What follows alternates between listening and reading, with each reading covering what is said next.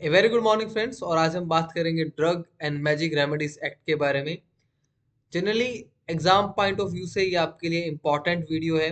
और जब भी आप कोई लॉ पढ़ते हैं या जूरिस पढ़ते हैं तो सबसे जो आप डिफिकल्टीज फेस करते हैं कि लैंग्वेज जो होती है वो आपको समझ में नहीं आती है, क्योंकि जूरिस है, आपके लॉज हैं और आप एलएलबी नहीं कर रहे हैं, फार्मेसी कर रहे हैं, फिर भी आप जूरिस पढ़ते हैं क्योंकि ज़रूरी है। इसलिए लैंग्वेज टफ होने की वजह से आपका जो इंटरेस्ट है वो इस सब्जेक्ट में डेवलप नहीं हो पाता, या आपके माइंड में जो क्वेश्चंस दूसरे सब्जेक्ट को लेके उठते हैं, चाहे वो सूटिक्स हो, फार्माकोलॉजी हो या कोई और सब्जेक्ट है, वो आपके यहाँ पर नहीं आते। आप सोचते हैं कि जो लिखा है वैसा का वैसा पढ़ना है और आपको बिल्कुल समझ में नहीं आता, लेकिन आप फिर भी पास हो जाते हैं। वो अच्छी बात है। तो हम ड्रग एंड मैजिक रेमेडीज को पढ़ेंगे और इस तरीके से देखेंगे कि आप लिंक कर पाए चीजों को, आपके माइंड में क्वेश्चन डेवलप हो। तब कोई भी वीडियो, कोई भी लेक्चर जो है तभी सक्सेसफुल होता है जब व्यूअर्स के माइंड में कुछ क्वेश्चन आता है और वो कमेंट करते हैं, तब कोई वीडियो जो है वो सक्सेसफुल होता है। तो फर्स्ट हम बात करें drug and magic remedies act, ये जरूरी क्यों है, बनाया क्यों गया। तो बहुत सारे केसेस हुए थे ऐसे जिसको लेकर गवर्नमेंट को लगा कि हमें ये एक्ट बनाने की जरूरत है, और 30 अप्रैल 1954 को जो है जो ये लॉ है, इसको अमेंडमेंट में लाया गया, पावर में लाया गया। और इसके पीछे रोल क्या था, क्योंकि इंडिया जब आपका इंडिपेंडेंस हुआ था, आज़ाद हुआ था, तो उसके बाद काफ़ी सारे इंडिया में केसेस हुए थे, ड्रॉट हुआ था। और उसी के साथ साथ आपका जो मलेरिया के केसेस है वो बहुत ज़्यादा थे। और मलेरिया के केसेस ज़्यादा होने की वजह से हमारे पास कुछ दो चार ड्रग थी, क्लोरोक्विनीन था या कुछ और था। तो ये सब आपकी ड्रग इफेक्टिव थी, लेकिन कुछ लोगों ने पैसा कमाने के लिए जो है फेक ड्रग्स को एडवर्टाइज करना भी स्टार्ट कर दिया था। तो एक ये केसेस इंपॉर्टेंट थे कि जहां से गवर्नमेंट को लगा कि हमें इस लॉ की जरूरत है। और इसी तरीके से आप आजकल की हम बात करें तो चलो थोड़ा सा आपका पीछे का हो गया, जब अभी आप यूट्यूब चलाते हैं तो हो सकता है कि ये वीडियो स्टार्ट हुई हो तो इससे पहले कोई आपने कोई ऐड देखी हो सकता है, कोई ऐड वो आपकी हेल्थ से रिलेटेड हो। जैसे ऐप के लिए ऐड आती है, हेल्दीफाई के लिए आती है, बहुत सारे लोग अब कोविड के बाद आयुर्वेदिक प्रोडक्ट जो है वो बेचते हैं। तो इस तरीके से काफी सारी चीज है, और उस टाइम पर कोई कंपनी, कोई पर्सन जो है वो अपने प्रोडक्ट को बेचने के लिए क्या कर रहा है, उसके बारे में सही इंफॉर्मेशन दे रहा है, नहीं दे रहा है, उस चीज के लिए ये लॉ जो है एक्शन में आया था। आपका 1954 में, कई बार आपसे एग्जाम में डेट पूछी जाती है डायरेक्ट, जो आपका जीपेट और कॉम्पिटिटिव एग्जाम है, एक्शन में 1955 में आया था। अब ये उन जो है ड्रग्स को की एडवर्टाइजमेंट को प्रोहिबिट करता है कि जिनका आपका ड्रग से, ड्रग के एक्शन से कोई लेना देना नहीं है, या उसको बढ़ा चढ़ा के बताया जा रहा है। फॉर एग्जाम्पल कोई इस तरीके से एडवर्टाइजमेंट करता है, कोई भी आयुर्वेद वाला है या कोई और है, कोई वैद है, कि वो एड्स को ठीक कर देगा। तो मेडिकल साइंस ऐसा बिल्कुल नहीं मानती है, या तो उसके पास कोई प्रूफ हो, ऐसा कुछ हो सकता है। तो उस तरीके की एडवर्टाइजमेंट को जो है वो प्रोहिबिट किया जाता है, बैन किया जाता है। एक क्वेश्चन मैंने यहाँ पर डाला है कि फार्मासिस्ट का इस केस में क्या रोल है। जैसे आप फार्मा कर रहे हैं या आप कर चुके होंगे, तो इस केस में क्या रोल आता है, हमारी ड्यूटीज क्या बनती है एज एन फार्मासिस्ट जो है। तो सबसे पहले ड्यूटी तो यही है कि जब आप कोई भी ड्रग देखते हैं या कोई भी एड देखते हैं, सबसे पहले उसके बाद आप उसके केमिकल कंस्टिट्यूएंट को देखिए, क्योंकि आप फार्मा करके आए तो ऑलमोस्ट आपको हो सकता है आयुर्वेदिक वाले या फार्माकोग्नोसी की सारी चीजें याद ना हो, लेकिन दो तीन आपको ऐसी चीजें मिल जाएंगी जो आपको बता देंगी कि ये उस डिजीज में इफेक्टिव है या नहीं। सेकेंड चीज क्या है कि आपको बहुत सारी डिजीज के बारे में पता होंगी जो कि अनट्रीटेबल है, जो मेडिकल साइंस नहीं मानती कि ट्रीट हो सकता है। रोमेटाइडल अर्थराइटिस है, आप देखेंगे, उसके साथ साथ गाउट है, डायबिटीज है, अल्जाइमर है। तो ये काफी सारी डिजीज है, ऑटो इम्यून डिसऑर्डर्स हैं, वो आपके ट्रीट नहीं हो सकते हैं। कोई इनके लिए प्रॉमिसिंग ट्रीटमेंट दे रहा है, दैट मीन कि वो फेक एडवर्टाइज कर रहा है। तो ये एक हमारा भी जो है एक मोटो बनता है कि हम लोगों को बताएं और अपने घर पे भी बताएं, ताकि इस तरीके से आगे कुछ ना हो। अब आपके माइंड में क्वेश्चन आना चाहिए जब आप न्यूज़पेपर पढ़ते हैं या आपने केस देखे होंगे, फेयर एंड लवली का केस देखा होगा कि रेसिज्म का यूएसए में कुछ हुआ तो फेयर एंड लवली का नाम ग्लो ग्लो एंड लवली हो गया। तो यहाँ से एक बात समझ में आती है कि जब ये फेयर एंड लवली था और अब जब ग्लो एंड लवली हुआ है, तो इसके जो कॉन्स्टिट्यूएंट है उसमें क्या चेंज हुआ है। फेयर का मतलब आपका अलग होता है, ग्लो का मतलब आपका अलग होता है, तो इसमें क्या चेंज होता है। तो ये सारे जो है आपका इनके अगेंस्ट एक्शन क्यों नहीं होता है, उसको भी हम देखेंगे। जैसे प्योर आयुर्वेदिक नशा मुक्ति ये लिखा हुआ है कि 100% श्योर है, और कुछ सेक्सुअल वेलनेस के प्रोडक्ट आपके जो आते हैं। नॉर्मली क्या होता है इस केस में, आपका एक सिंगल लॉ अप्लाई नहीं होता है। इसमें आपका जो कंज्यूमर प्रोटेक्शन एक्ट है वो भी आपके एप्लीकेशन होते हैं, ड्रग एंड मैजिक रेमेडीज भी होता है, और कई बार आयुर्वेद का प्रोडक्ट है तो आपके फूड से रिलेटेड जो एक्ट है, या आप न्यूट्रासिटिकल्स में जिन्हें काउंट कर लेते हैं, वो रिलेटेड एक्ट भी आपके जो हैं वो भी आपके आ जाते हैं, यानी FCI food corporation of India का भी रोल आ जाता है। अब मेनली केसेस में क्या होता है कि जो आपकी ड्रग है, अब आप कोई ड्रग बनाएंगे तो आप उसका लाइसेंस लेंगे, मैन्युफैक्चरिंग करेंगे, जो लाइसेंस है वो किस पर्पस के लिए लिया गया था, और आपने जो ड्रग है उसको किस पर्पस के लिए प्रमोट किया। अगर ये दोनों सेम है तो आपके अगेंस्ट एक्शन नहीं हो सकता है। फॉर एग्जाम्पल यहाँ आप सेक्सुअल वेलनेस में देखेंगे तो increase your strength, stamina and power, तो इन चीजों के लिए प्रमोट किया हुआ है, ऊपर से सेक्सुअल वेलनेस लिखा हुआ है। तो मीन्स आप जैसे अश्वगंधा ले लीजिए, शतावरी ले लीजिए, ये क्या करता है, ये आपका स्टेमिना बढ़ाता है बॉडी में, आपका स्ट्रेस कम करता है। तो नॉर्मली सी बात है कि वो एक्शंस आएंगे। अब उस चीज के लिए आपका लाइसेंस लिया हुआ है, लेकिन आप प्रमोट इस चीज से करने हैं, तो यहाँ पर आपका एक्शन हो भी सकता है, नहीं भी हो सकता है, डिपेंड करता है कि आपका प्रमोशनल क्या है। फेयर एंड लवली का केस इसलिए ज्यादा कॉम्प्लिकेटेड नहीं है क्योंकि केमिकल कंस्टिट्यूएंट है और कॉस्मेटिक में काउंट होता है। हालांकि यहाँ ये डीएनए की स्ट्रक्चर बना के दिखाया हुआ है, कॉस्मेटिक में काउंट होता है। और कॉस्मेटिक आपका जो है हमेशा एक टेम्परेरी ब्यूटी के उसमें बोला गया, या आप ड्रग एंड कॉस्मेटिक कॉस्मेटिक में आगे पढ़ेंगे तो कॉस्मेटिक को एज एन टेम्परेरी ब्यूटी में बोला गया है, इसलिए यहाँ पर कोई एक्शन की नीड है नहीं। इस तरीके से रहता है। एक आपने हैदराबाद में केस देखा होगा, आई थिंक आपने डिस्कवरी चैनल पे देखा होगा, मैंने भी देखा था, कि जो मछली होती है उसके मुंह में एक फैमिली है, वो आपका कुछ डालती है, वेसन टाइप होता है या कोई मेडिसिन होती है, तो वो डालते हैं, मछली से देते हैं, और 3 बार यहाँ जाना पड़ता है और अस्थमा ठीक हो जाता है। अब यहाँ पर ये केस आप देखें तो इस पे अभी तक कोई कार्रवाई क्यों नहीं हुई है। उल्टा गवर्नमेंट जो है, हैदराबाद अब तो तेलंगाना हो गया है, तो वहां पर गवर्नमेंट खुद बसेस चलाती है कि लोग ज्यादा से ज्यादा पहुंचे। तो गवर्नमेंट खुद प्रमोट कर रही है, तो एक्शन क्यों नहीं हो रहा है, क्योंकि जो फैमिली है वहां पर वो उसको एज एन ट्रीटमेंट प्रमोट नहीं करती है, एज एन प्रसादम प्रमोट करती है कि ये हम प्रसाद दे रहे हैं। वो किस फॉर्म में दे रहे हैं वो लोगों के ऊपर डिपेंड करता है, वो लेना चाहते हैं नहीं लेना चाहते हैं। तो इस तरीके से वो प्रमोट कर रहे हैं उसको, एज एन कन्विंसिंग ट्रीटमेंट जो है अस्थमा का, वो नहीं वो बोल रहे हैं। तो ये मछली में डाल गए थे, हालांकि काफी साइंटिस्ट ने इसको जो है सर्च करने की कोशिश की कि क्या केमिकल कंस्टिट्यूएंट है, हो सकता है कोई स्टेरॉइड हो, स्टेरॉइड होंगे तो डायरेक्ट एंटी इन्फ्लामेटरी एक्शन आएगा और आपका ठीक हो जाएगा, लेकिन कोई ठोस एविडेंस नहीं है कि इसकी कंस्टिट्यूएंसी क्या है। नेक्स्ट केस आपका सेंसोडाइन का था। Sensodyne rapid relief, I think आप टीवी में ऐड देखते हैं, हो सकता है वो करता भी हो, नाइट्राइट वाले जो है ऑलमोस्ट कंपाउंड होते हैं इसमें। तो central consumer protection authority CCPA ने जो है 10 लाख का बैन लगाया था सेंसोडाइन पर, क्योंकि सेंसोडाइन एक्टिव है नहीं एक्टिव है वो बात अलग है। नंबर वन आप ब्रांड बता रहे हैं सेंसोडाइन को इतने सेकंड में रिलीव करता है, तो उसके आपको प्रूफ देने पड़ते हैं।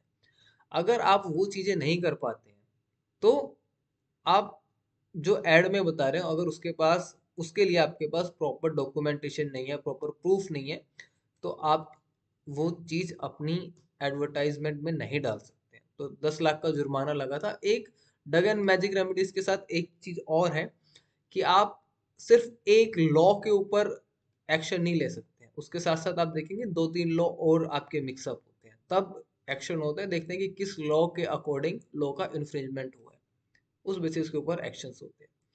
नेक्स्ट, बेनिफिट ऑफ एडवर्टाइजमेंट क्या है, और ये एक बहुत बड़ा आपका इफेक्ट है। नॉर्मली आप लोग सिर्फ मैजिक रेमेडीज एक्ट में आपको सिर्फ नेगेटिव इम्पैक्ट बताया जाता है कि ऑलमोस्ट किसी ने ये पब्लिश कर दिया, इस तरीके से एडवर्टाइजमेंट दे दिया, ऐसा कर दिया, तो वो आपका ठीक है, लेकिन पॉजिटिव इफेक्ट भी है। जैसे आप जानते हैं जो आपकी प्रॉब्लम होती हैं, सेक्सुअल डिसऑर्डर होते हैं, वो ऑलमोस्ट आपके साइकोलॉजिकल होते हैं। परफॉर्मेंस एंजाइटी या कुछ भी लगा लीजिए, काफी आपकी चीजें हैं जो साइकोलॉजिकल है। तो जब कोई भी आपकी एडवर्टाइजमेंट इतना श्योरली किसी चीज को ट्रीट करने के लिए बताती है, तब आप देखते हैं कि उसका प्रोडक्ट, उसका जो इफेक्ट है वो ज्यादा आता है। और ये चीज आप प्लेसबो इफेक्ट में देखते हैं। जब आप फार्माकोलॉजी पढ़ते हैं तो आप देखते हैं कि प्लेसबो इफेक्ट में देखते हैं आप।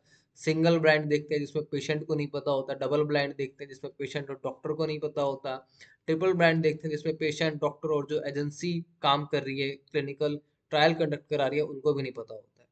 तो ये आपके साइंटिफिकली प्रूवन है कि अगर आप एडवर्टाइजमेंट करते हैं तो मेनली जो है वो प्लेसबो इफेक्ट, जो साइकोलॉजिकल चीजें हैं, वो इम्पैक्ट करती हैं। और आप सोचते हैं कि उसका एक्शन बहुत अच्छा आएगा और वो आता है फिर। इसी तरीके से आप एक फैमिली डॉक्टर से मेडिसिन लेते हैं, एक आप किसी नए डॉक्टर से लेते हैं, तो वहां पर आपको प्लेसबो इफेक्ट आता है। तो ये आप यूट्यूब में देखते हैं कि कैसे अपलोड करते हैं। तो इसलिए मैंने डाला है, क्योंकि जो आपके डिसऑर्डर्स होते हैं, सेक्सुअल डिसऑर्डर्स होते हैं, वो मेनली साइकोलॉजिकल होते हैं। That can be due to the lack of sexual education. तो न्यूज़पेपर में छपा होता है, magazines, TV, website, YouTube, Facebook, insta and other apps. तो ये आपका रहता है। एक केस और मैं आपके साथ एक डिस्कस करना चाहूंगा। पतंजलि का आपने कोविड में एक कोरोनिल आई थिंक नाम से किट आई थी, तो उस पर बहुत जो है डिबेट हुआ था कि कोविड को कैसे ट्रीट कर रही है, और बैन भी लगा था। हालांकि क्लिनिकल ट्रायल हुए थे, तो क्लिनिकल ट्रायल में इफेक्टिव था, लेकिन आप कोरोनिल किट को कोविड-19 के अगेंस्ट ये ट्रीटमेंट है, आप उस तरीके से प्रमोट नहीं कर सकते हैं।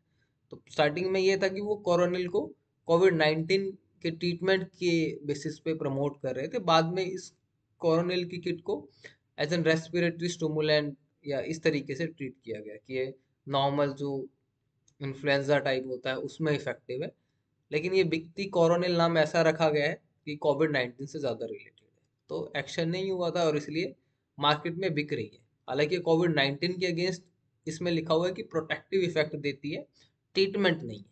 एक ये भी आपके केस रहते हैं कि आप किसी डिजीज में हो सकता है कि आप प्रोटेक्टिव इफेक्ट दे रहे हो, कि वो नहीं होगा। जैसे कि आप कुछ डाइट में कुछ इंक्लूड कर लेते हैं और आपको वो डिजीज नहीं होगी, तो वो आपका प्रोटेक्टिव इफेक्ट है, कोई ट्रीटमेंट नहीं है उस चीज के लिए। तो दोनों में फर्क होता है। नेक्स्ट, ये लो तब भी एप्लीकेबल नहीं होता है जब गवर्नमेंट किसी चीज को प्रमोट करती है। जैसे गवर्नमेंट ने बोला था वैक्सीन लगवा लो, जैसे कोवैक्सीन और कोविशील्ड आए थे। अब तो बहुत सारी नेजल वैक्सीन भी आपकी आ गई हैं, बूस्टर डोज और ऑल। तो जब आपको वैक्सीन लगवाई, क्या आपने न्यूज़पेपर्स में पढ़ा होगा, तो ये चीज क्या प्रमोट करती है कि जब गवर्नमेंट किसी चीज को प्रमोट कर रही है, तो वो आपका इस लॉ के अंडर नहीं आएगी जब आपकी सेंट्रल गवर्नमेंट प्रमोट कर रही है।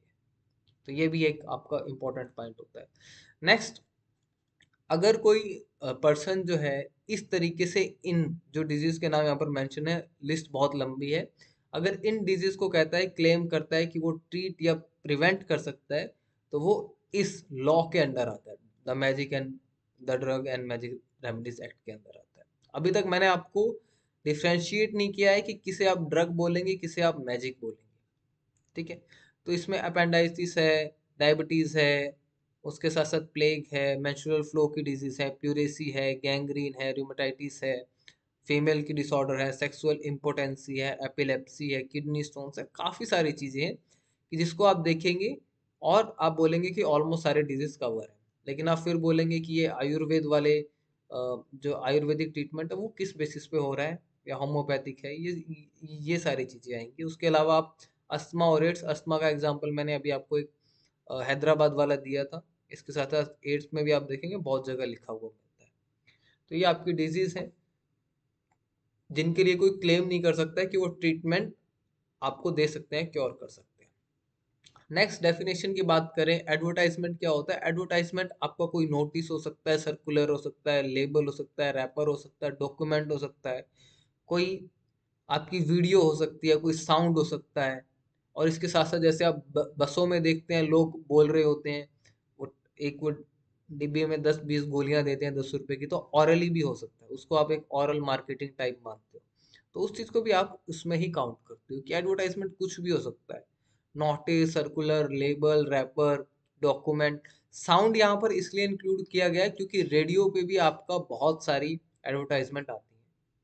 ट्रांसमिटिंग लाइट्स, स्मोक, ये बहुत सारी चीजें हैं।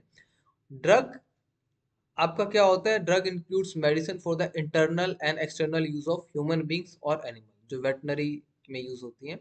और ड्रग को हम बोलते हैं कोई भी सब्सटेंस जो आपका यूज हो रहा है ट्रीट करने के लिए, क्योर करने के लिए, प्रिवेंशन के लिए। मिटिगेशन का मतलब होता है कम करना, कम करने के लिए किसी डिजीज के इफेक्ट को, पेन को ह्यूमन बींग्स और एनिमल्स में, उसको आप ड्रग बोलते हो।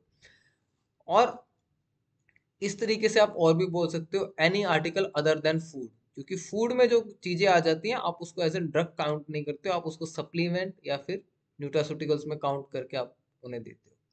तो इस तरीके से आप बोलते हो कि ड्रग जो है कोई भी आपका सब्सटेंस है जिसको इंटेंशनली यूज किया गया है डायग्नोसिस के लिए, प्रिवेंशन के लिए, क्योर के लिए, मिटिगेशन के लिए, तो वो इन एनिमल्स और ह्यूमन में दोनों में, तो आप उसको ड्रग बोलते हो।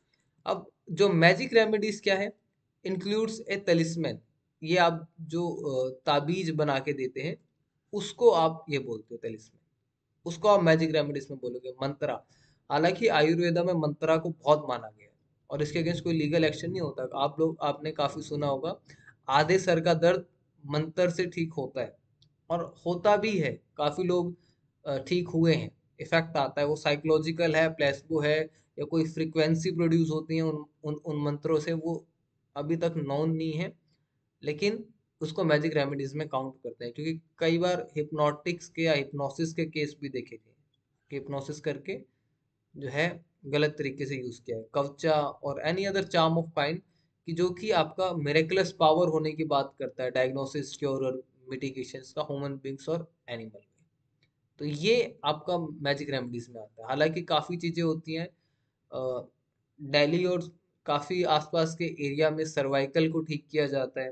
काफ़ी लोग कुछ एक एल्यूमिनियम की तार से आपके बांधते हैं, आपकी नस कुछ दबाते हैं, तो आप देखेंगे कि वो ठीक हो जाता है उससे कुछ टाइम तक। फिर आपको दोबारा बुलाते हैं, वो जैसे रिन्यूअल के लिए डॉक्टर बुलाता है, लेकिन उसको हम मैजिक रेमेडीज में ही काउंट करते हैं। आपने ये बंगाली बाबा, दवा खाना, ऐसे कुछ काफी नाम सुने होंगे, आप पढ़ते होंगे न्यूज़पेपर में। तो वो आपके ऑलमोस्ट इन डिजीज के लिए अगर वो आपको एक शॉर्ट ट्रीटमेंट देने के लिए कह रहे हैं तो वो मैजिक रेमेडीज में आएगा। और taking part in the publication, printing में या ऐसा कुछ वो कर रहे हैं, तो वो सारी चीजें आपकी मैजिक रेमेडीज में आ जाएंगी। कई बार जो कंपनीज नई ओपन होती हैं वो इस तरीके की फेक एडवर्टाइजमेंट कर देती हैं, बहुत बढ़ा चढ़ा कर ड्रग को बता देते हैं, फिर आप उसकी कंपोजिशन देखेंगे तो नॉर्मली वही साल्ट होते हैं जो काफी सालों से यूज होते हुए आ रहे हैं। Next, prohibition of certain advertisement. इन एडवर्टाइजमेंट को आप जो है डायरेक्टली बैन करते हैं। Procurement of miscarriage in women और prevention of conception in women. हो सकता है कि कोई वुमेन जो है वो कंसीव नहीं कर पाती है, कंसीव आएगा यहाँ पर, कोई वुमेन जो है वो कंसीव नहीं कर पाती है मैरिज के बाद, तो इस चीज की अगर कोई एडवर्टाइजमेंट कर रहा है या मिसकैरेज को प्रिवेंट करने के लिए बोल रहा है फीमेल में, तो वो भी आपका प्रोहिबिटेड है। Maintenance of improvement of the sexual pleasure और द ह्यूमन बीइंग। बहुत सारे न्यूज़पेपर में आपके इस तरीके की एडवर्टाइजमेंट आते हैं, आप लोग देखते होंगे, या आप तो ऑनलाइन आप जो भी साइट यूज करते हैं कुछ ना कुछ आपको इस टाइप का मिल जाता है। For the correction of menstrual disorder in women, काफ़ी सारी चीज़ें आती हैं।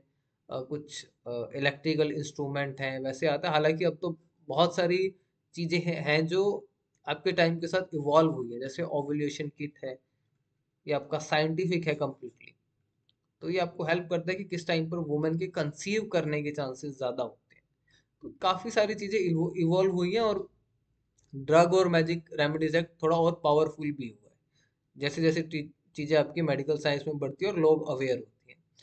तो diagnose, cure, mitigation, prevention of any disease, जो मैं आपको पहले मेंशन कर चुका हूँ, चाहे वो अर्थराइटिस है, आपके फीमेल के मेंस्ट्रुअल डिसऑर्डर है, सेक्सुअल इम्पोटेंसी है, गाउट है, रूमेटोइडल अर्थराइटिस है, ऑटो इम्यून डिसऑर्डर्स हैं, वो सारे आपके जो भी हैं, अगर कोई उनको ट्रीट करने की बात कहता है तो वो प्रोहिबिटेड है।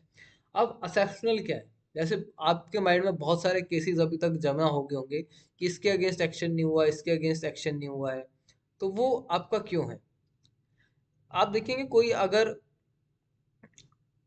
आपका रजिस्टर्ड मेडिकल प्रैक्टिशनर है, वो उस चीज को बोलता है कि अगर आप रेगुलरली विजिट करेंगे, वो ठीक हो सकता है, वो चीज जो है आप प्रिवेंट कर सकते हैं, प्रोटेक्ट कर सकते हैं, लेकिन वो रेगुलर है, कोई उसका परमानेंट ट्रीटमेंट वो नहीं दे रहा है। ये केस आपका समझने का होता है कि कोई वो रेगुलर ट्रीटमेंट नहीं दे रहा है, इसलिए कई बार जब आप डॉक्टर के पास जाते हैं या आप डॉक्टर अपनी एडवर्टाइजमेंट करता है तो वो ऐसी चीजों का इलाज लिख देता है, अस्थमा का इलाज लिखा होता है वहां पर, सेक्सुअल इम्पोटेंसी, गुप्त रोग के इलाज आप पता नहीं कहाँ छपा हुआ देखते हैं, हर जगह लिखा हुआ मिलता है उस तरीके से।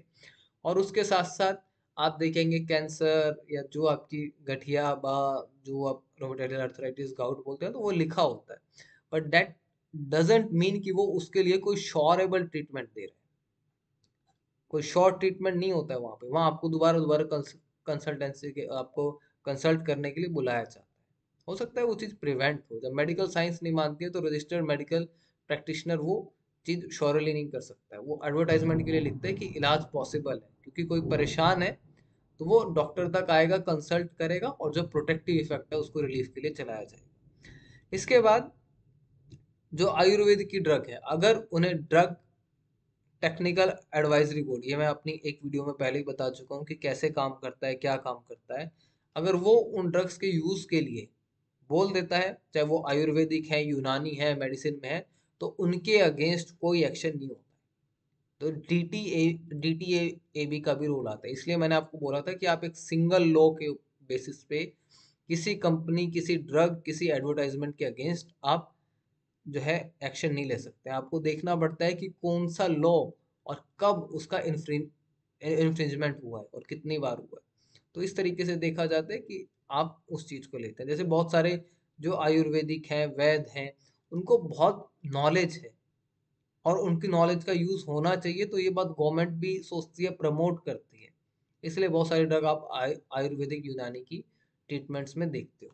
हालांकि आप एक न्यूरिन नर्वाइन टॉनिक भी देखते हो जो कि मेमोरी को बनाता है, कॉग्निटिव इम्पेयरमेंट को बढ़ाता है, तो उसका यूज आप अल्जाइमर में बोल सकते हैं, क्योंकि अल्जाइमर में डिमेंशिया होता है। इस तरीके से, चाहे वो शंख पुष्प भी है, बहुत सारे स्टूडेंट पीते हैं कि उनको ज्यादा टाइम तक याद रहे, तो ये आपका क्या है, ये आपको कॉग्निटिव इम्पेयरमेंट को बढ़ाता है, आप अच्छे तरीके से याद रख पाते हैं, एसीएच के इफेक्ट को वो बढ़ा देता है।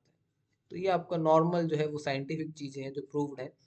इसके बाद जो भी आपका ये लॉ है, इसके मेनली तीन काम है, डायरेक्टली और इनडायरेक्टली अगर कोई फॉल्स इंप्रेशन दे रहा है regarding the true character of the drug, कोई भी आपका डायरेक्ट है, इनडायरेक्टली कोई फॉल्स इंप्रेशन है और वो उस ड्रग का कोई ट्रू करेक्टर नहीं है, उसमें कुछ ऐसा इफेक्ट नहीं है। अब कोई आपको मॉइस्चराइजिंग क्रीम है और उसका बोल दे कि ये जो है आपका एंटीवायरल इफेक्ट दे रहा है या कुछ ऐसा इफेक्ट दे रहा है, तो शायद वो साइंटिफिक नहीं है, तो उसके अगेंस्ट हो सकता है।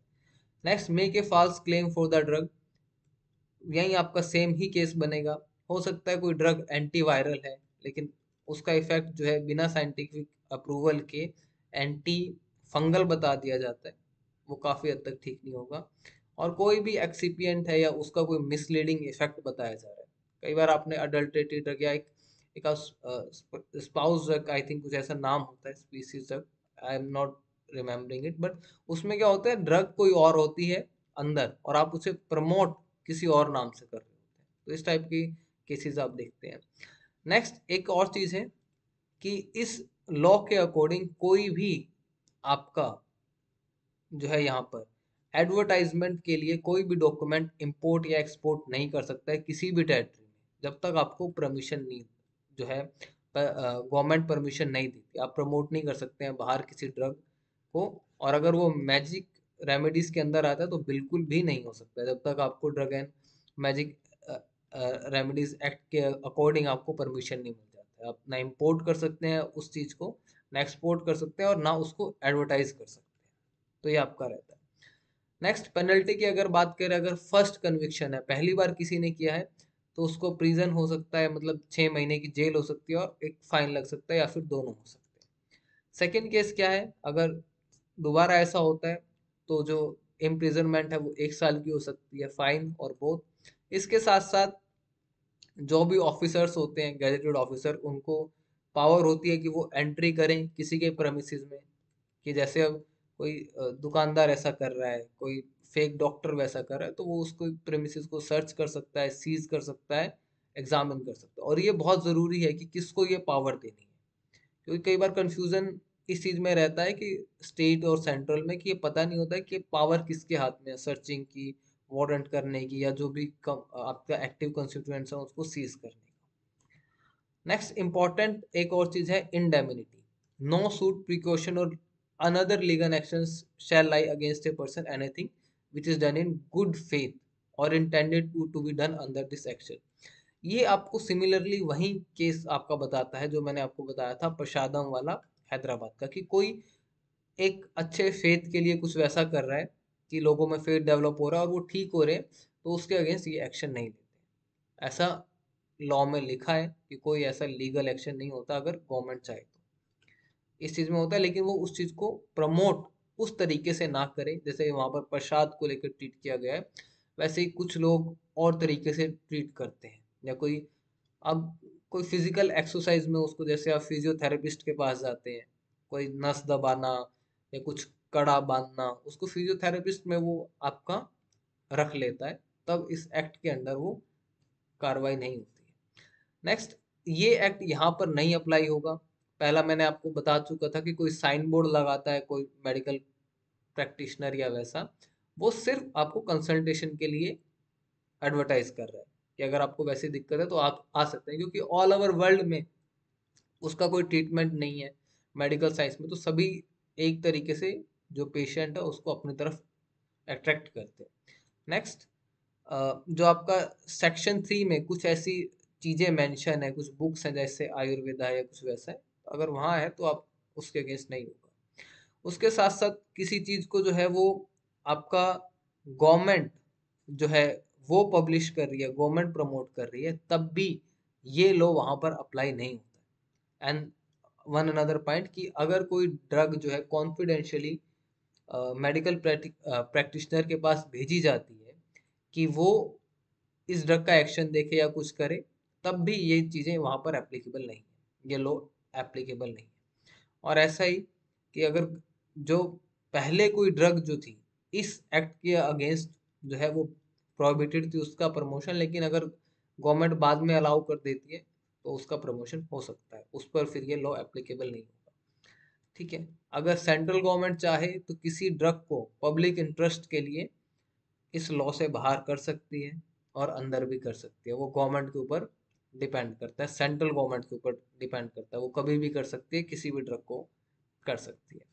So this is all about the Drug and Magic Remedies Act. I hope you enjoy this lecture and I think you learn something good with this lecture. That is the main motive of that video, and these videos will help you definitely in the preparation of GPAT, NIPER and other entrance exam or the pharmacist exam.